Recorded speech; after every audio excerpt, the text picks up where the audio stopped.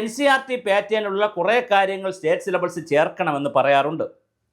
അങ്ങനെ ചേർക്കണമെന്ന് പറയുമ്പോഴും സ്റ്റേറ്റിൻ്റെ curriculum കമ്മിറ്റിക്കും syllabus കമ്മിറ്റിക്കും വലിയ അപ്പർ ഹാൻഡ് ഉണ്ട്. ഇപ്പോൾ SCERT പോലുള്ള സംവിധാനം, കേരളത്തിൽ SCERT ആണ്. അപ്പോൾ പിന്നെ state council for education research training എന്നൊക്കെ പറയുന്ന SCERT പോലുള്ള സംവിധാനങ്ങൾ രാജ്യത്തുണ്ട് പല സ്റ്റേറ്റുകളിലും. അവരാണ് ഇതിൻ്റെ സിലബസും കരിക്കുലം തയ്യാറാക്കുന്നത്. ഇതിനിടയ്ക്ക് കേന്ദ്ര ഗവൺമെൻറ് ഇന്ത്യൻ നോളജ് സിസ്റ്റം എന്ന് പറഞ്ഞ് വിദ്യാഭ്യാസ വകുപ്പിൽ വേറൊരു വിഭാഗം കൂടെ തുടങ്ങിയിട്ടുണ്ട്. ഇന്ത്യൻ നോളജ് സിസ്റ്റം, ഭാരതത്തിൻ്റെ അറിവിൻ്റെ ജ്ഞാന സിസ്റ്റം വ്യവസ്ഥ എന്നെ പഠിക്കുന്നതിന് വേണ്ടി.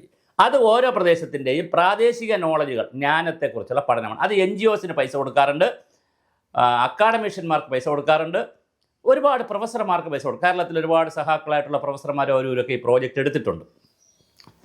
അപ്പോൾ ഈ ഇന്ത്യൻ നോളജ് സിസ്റ്റം ഇതിനകത്തുണ്ട്. പ്രശ്നം അതല്ല.